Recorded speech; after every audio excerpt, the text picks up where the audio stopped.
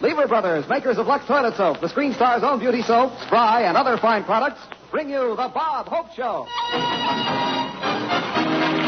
It's the Bob Hope Show with Doris Day, Jack Kirkwood, Irene Ryan, yours truly, High Averback, Les Brown, and his band of renown, our special guest, Bing Crosby. And here he is, the mascot of the Cleveland Indians, the great white nose, Bob Hope.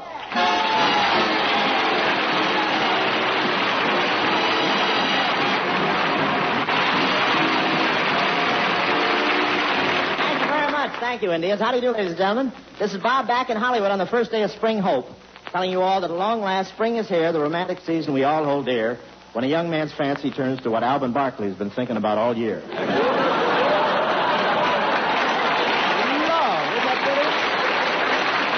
Yes, sir, it's great to be back in Los Angeles. Mayor Barn was at the airport to greet me. He gave me the airwick to the city.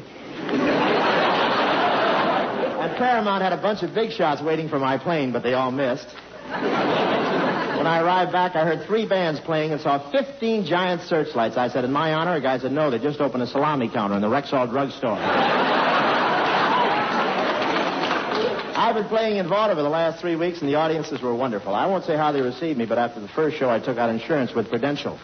After the second show, Prudential took out insurance with Metropolitan. But I don't mind traveling. I've done a lot of flying. I don't think there's a seat on United Airlines I haven't been under.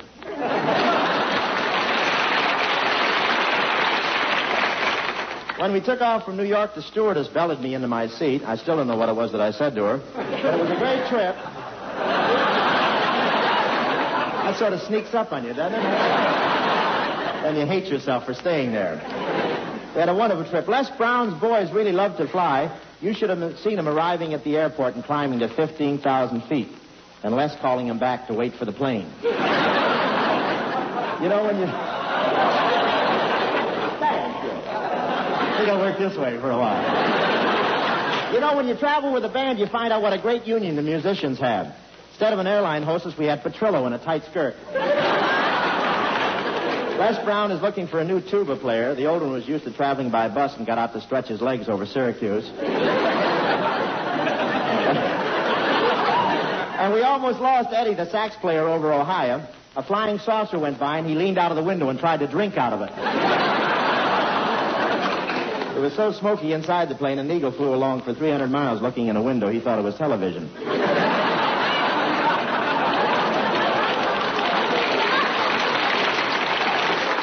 He wanted an introduction to Frankie Lane's Wild Goose. It was a real great trip, and the band treated me like I was one of them. They even let me play a game with them on the plane, blind man's bluff with the door open.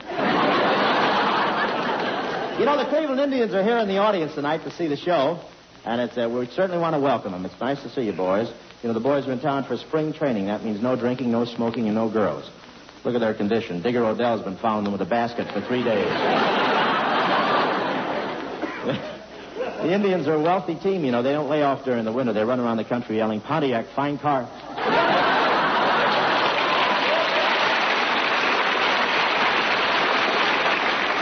But the boys look good to me. These boys have taken off so much weight in spring training. Yesterday, Boudreaux slid into third, and his uniform was just rounding second.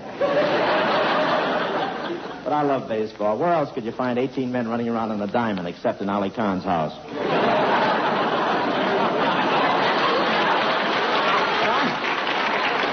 I think they'll have a big season. And this year I had a plan where Cleveland couldn't lose a single ball game. But Happy Chandler said I couldn't take a gun into the bleachers. Thank you very much.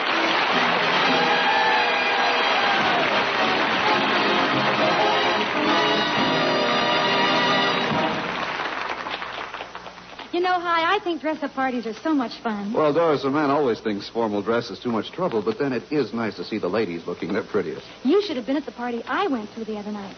So many lovely gowns. Most of them off the shoulder. Well, as an interested bystander, Doris, I'm for that. Women are dressing up more now for dinner, theater, and dancing. So a girl should be extra grateful for the beauty care that keeps arms and shoulders looking soft and smooth. Well, by that you mean the soap-lovely screen stars like yourself depend on. Of course. I'm thinking of that new bath-size Lux toilet soap. A Lux soap beauty bath always helps you look and feel your best for a gala evening. The rich, creamy lather leaves skin beautifully fresh. Perfume, too, with a delicate fragrance. Well, that new bath-size cake pleases lovely women everywhere. It makes a wonderfully relaxing, refreshing bath. No wonder it's such a hit in Hollywood. It makes you sure of all over Lux loveliness, that's why. Leaves arms and shoulders feeling smooth as velvet. There's nothing like a Lux soap bath for a quick beauty pickup. Busy women will welcome that tip from you, Doris. Just let me add that the new bath-size Lux toilet soap is being featured at your store now. So if you haven't already tried this new, longer-lasting bath cake, put it on your shopping list. Remember, 9 out of 10 screen stars use Lux toilet soap. Dearie, do you remember when we stayed up all night to get Pittsburgh on a crystal set? Keystone movies, Coogan and Chaplin made you laugh and then cry. Test my memory, my dearie.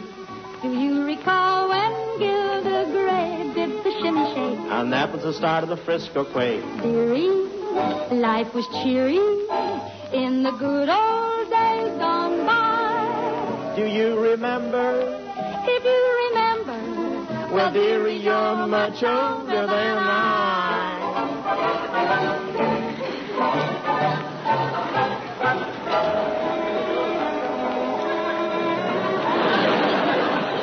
Oh, well, Pa, this is our 50th wedding anniversary. How are you feeling? Oh, I don't know, Ma. I can't kick.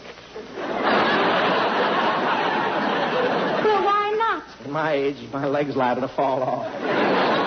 Well, you ain't as pert as you were back around 1910. You're right, Ma. Back in them days, I was a high flyer. Eh?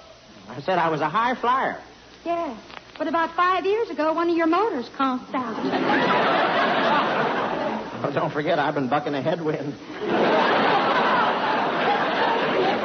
Oh, golly Moses, Pa.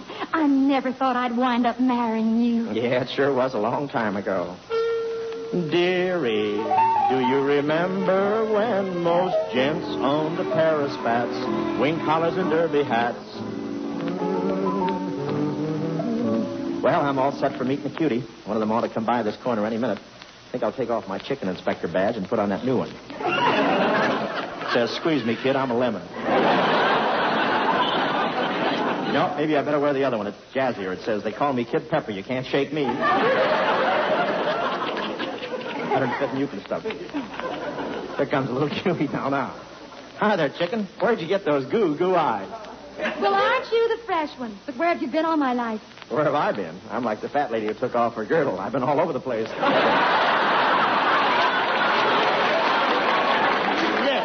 You're too much of a dandy for me. Skip the gutter, kid. Wait a minute. Come back, dag nabbit. I sure wish I knew what was wrong with me and the girls. What I need is somebody to talk to who could give me some advice. Excuse me, boy. My name's Beatrice Fairfax.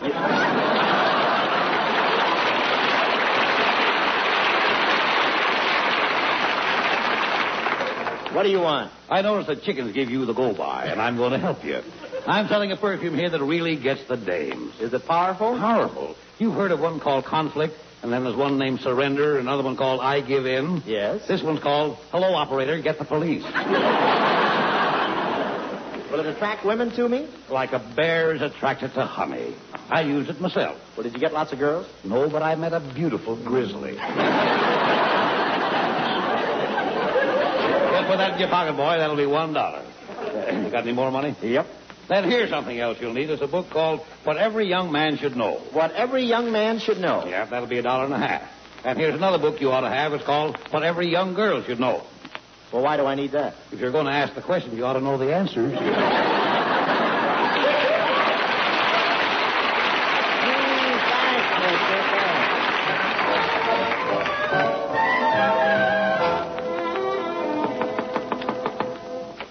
Well, hiya, Dory. Here I am again. Say, you're dressed pretty snappy. What's that hanging down from your straw hat? A string, so I won't lose it. And I got another string running down my sleeves to my mittens, and another string running down my pant legs to my shoes.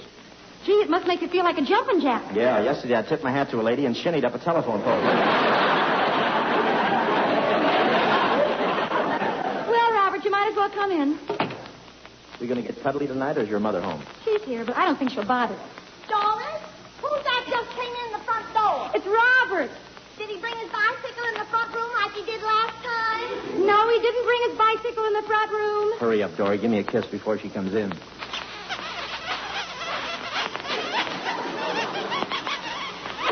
He did too. I can hear one of the tires leaking.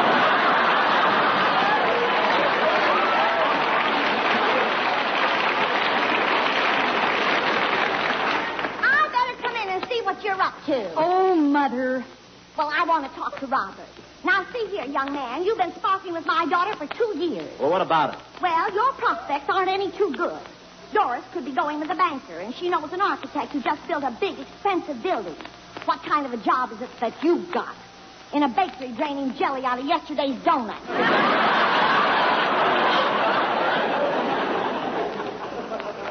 I also fan the hot bread.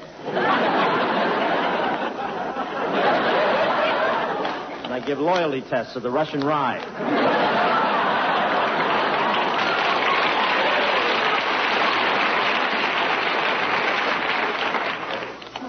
Yes. Well, look. I don't have much time to spend with Dory, and I just... Well, don't you fret about me, Robert. I've decided that you're a boy who can be trusted. So tonight I'm going to let you sit on the couch with the lights turned down real low. Gee, that's swell. Do you mean it honest? Yes, and if you behave yourself, tomorrow night I'll let Doris stay in the room with you.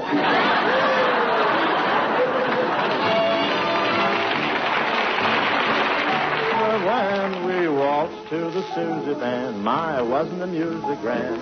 Chowder parties down by the seashore every 4th of July.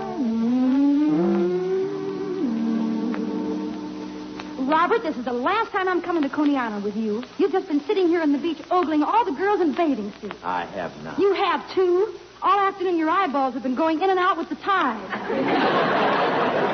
Boy, these 1914 bathing suits are pretty saucy.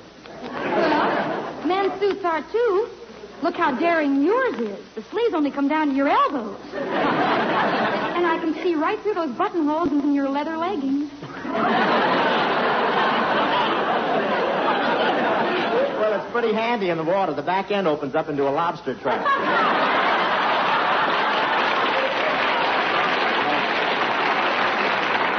Some beach talk. Well, you gotta admit you're gonna marry a he-man. How do you like the hair in my chest? Oh, gee, it's swell. I would have had more than one, but I ran out of Vigoro. Oh, gee, it's wonderful being married, Robert. And I'm so happy for our anniversary you gave me this Model T Ford. Yeah. Wait till I slip into my raccoon coat, my beaver tail with a hat, and we'll take a joyride over to the dance. First, it'll have to be cranked. Didn't work that time. Have to try it again. Well, I guess it needs more cranking. Now, Robert, don't you get all tired out for the dance. Now, don't worry about me. Just keep cranking.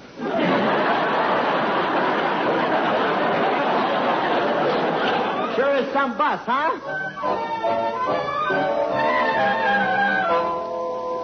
Never did get the sliver started that night, did we? Come here, you little rascal. Give me a kiss. Oh, now, don't you be kittenish, Pa. It's getting so it isn't any fun to kiss you anymore. It ain't? No. The last time the clothespin fell off and your pucker collapsed.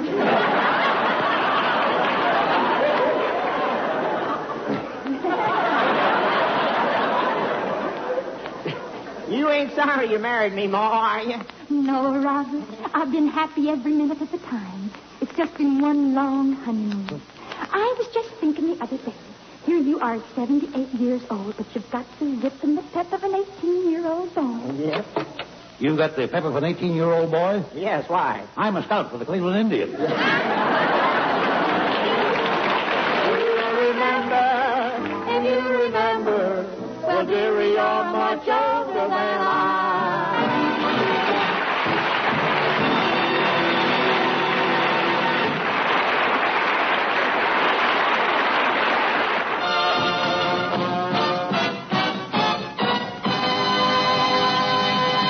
Ladies and gentlemen, our guest tonight needs no introduction. When you hear his theme song, you'll all know who he is. Theme song, please. Here he is, Bing Crosby.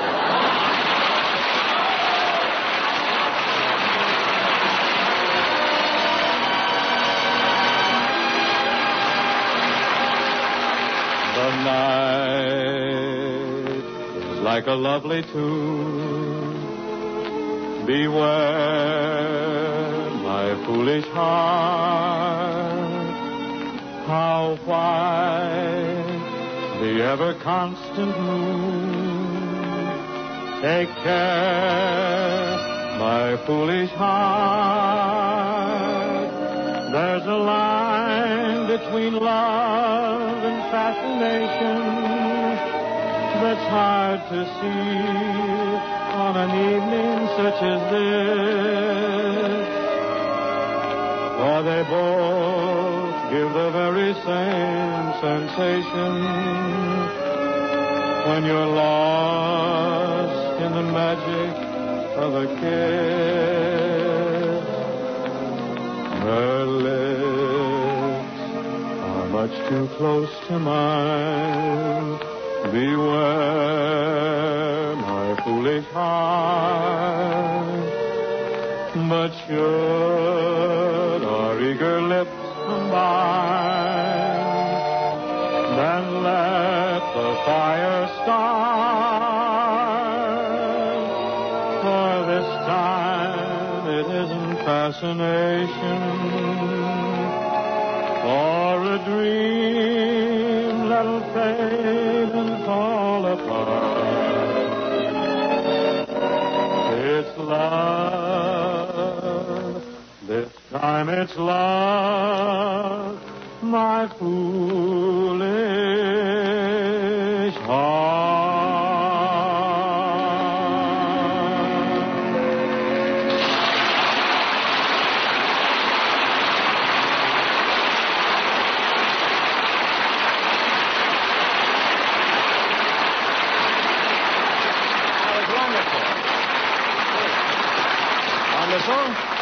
That was My Foolish Heart, sung by the sound effects man on the Gary Crosby Show. What's this? I haven't seen you lately, Robert. How come you haven't been out to the house? Oh, I've been on tour. But tell me, how are things over at Boys Town? Say, now that you mention it, I do recall reading about you at the New York Paramount. They tell me that you cut, mowed, and stacked all the happy green stuff on Broadway. Oh, don't knock my racket, kid. I have to work for a living. My family doesn't support me.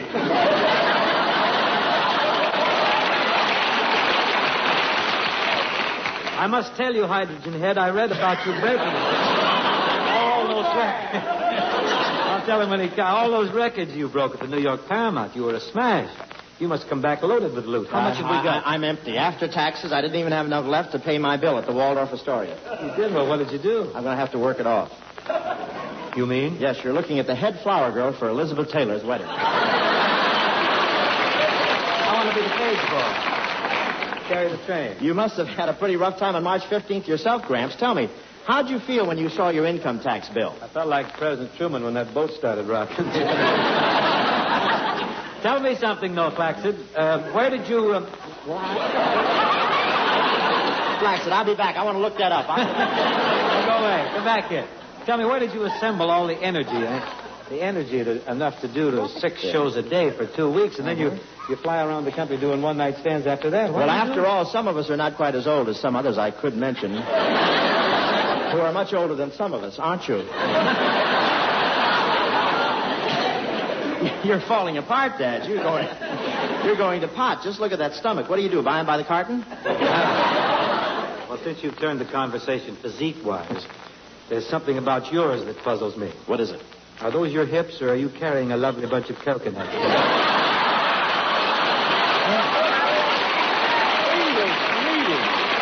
a production you have. You're getting ready for the Palladium. Should we stop these Chiron capers? Okay. You know, you're pretty frisky tonight, Dad. I'm gay tonight. What happened? Did you stop off at Thrifty's for a double Lydia Pinkham?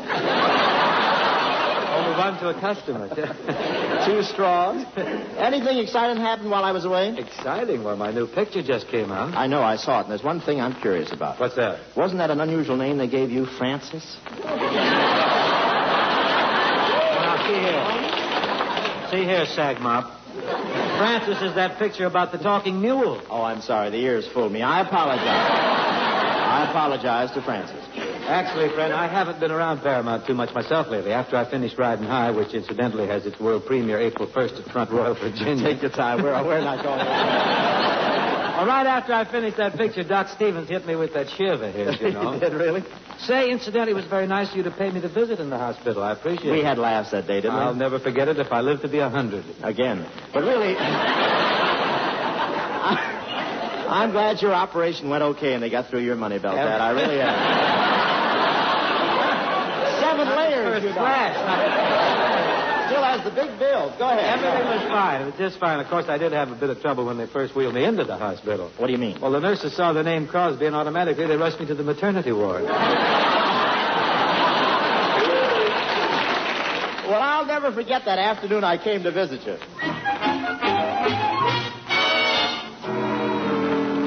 Oh, pardon me, nurse. My name is Bob Hope.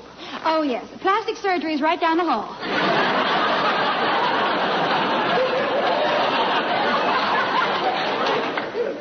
What do you mean too late? Stop pushing me, nurse.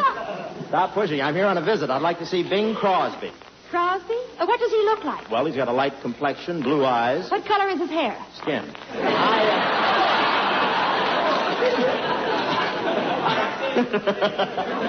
I'm sure you know him. He's the crooner. You'll find him in room 17. It's down the hall. Oh, thanks. Here's Bing's room. I'll go right in.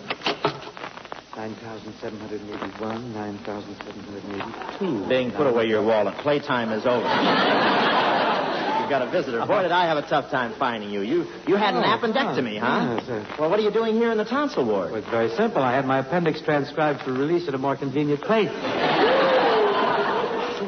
That's my boy. Put his honeymoon on tape so it wouldn't interfere with the fishing season. Bing, I'd never believe you just had an operation. You look like $1 million. Who showed you the bill? Well, you look great, boy. Tell me, what did you do with your appendix? Well, you know, Everett had his appendix taken out at the same time. What does that mean? Well, now you know what you're going to get next Christmas. You mean... Yeah, bookend.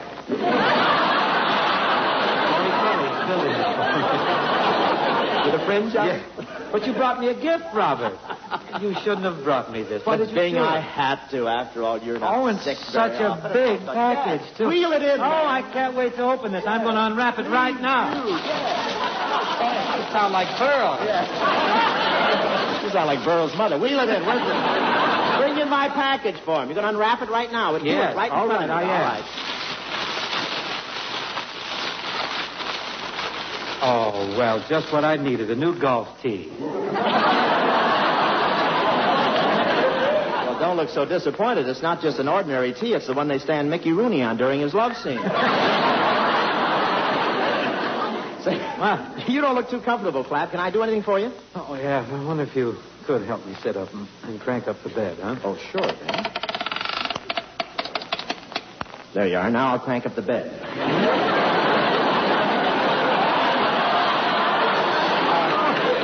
Tell me, Bing, how was the operation? Well, everything went fine until I needed a transfusion. Had a little trouble then because they could only find one guy in town with my type of blood. Well, who was it? Frank Sinatra.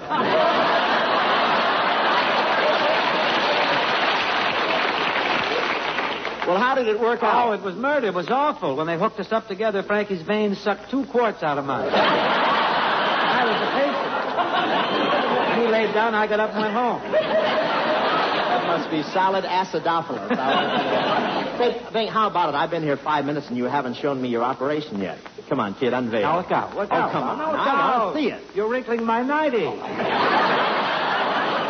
come on. Look out. Hold still. Come on. Let me see there. Wow. What's the matter? Argyle stitches.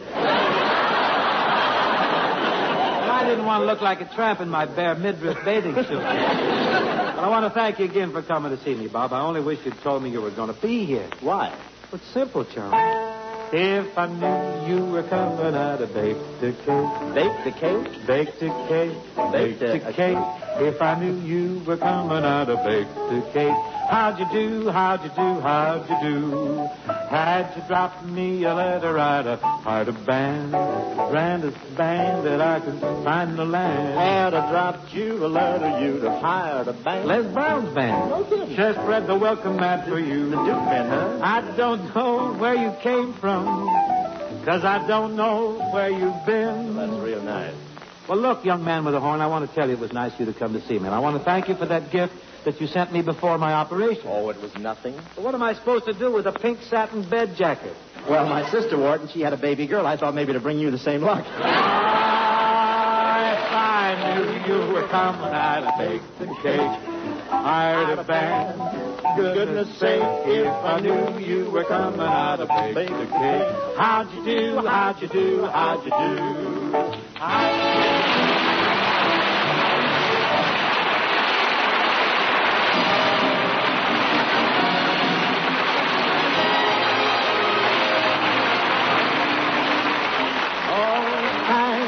the memory of this month that's set aside. Thanks to Bing Crosby, the Pittsburgh Pirates Musical Rookie of the Year. The year 1492. As usual, Lard, you batted 1,000% tonight. Ladies and gentlemen, we had a thrilling week flying United Airlines style on the way back home from the New York Paramount. We did shows in Syracuse, Cincinnati, Owensboro, St. Louis, Kansas City, and Denver. With that wonderful DC-6. And, brother, what warm-hearted people and what cold-hearted weather. Believe me, I've never seen so much snow. We flew to Kansas City, but it was snowing so hard that our pilot couldn't find it with a Geiger counter. Mr. Ed Kesey and Claire Jarvis and Sam Moore up there, so we landed in Olathe, Kansas, the Navy field. And the Navy took care of us. Thanks to you folks in Olathe. Last night we did a show in beautiful Denver, and I really mean beautiful. And all that snow looked like an old-fashioned Christmas card. Tomorrow we'll be in Palm Springs, California for Circus Week, and the weather forecast is clear and sunny, the temperature in the 90s. What a gruesome thought. Thanks again for the privilege of meeting so many of you in person. Good luck to the Cleveland Indians, and good night, ladies and gentlemen.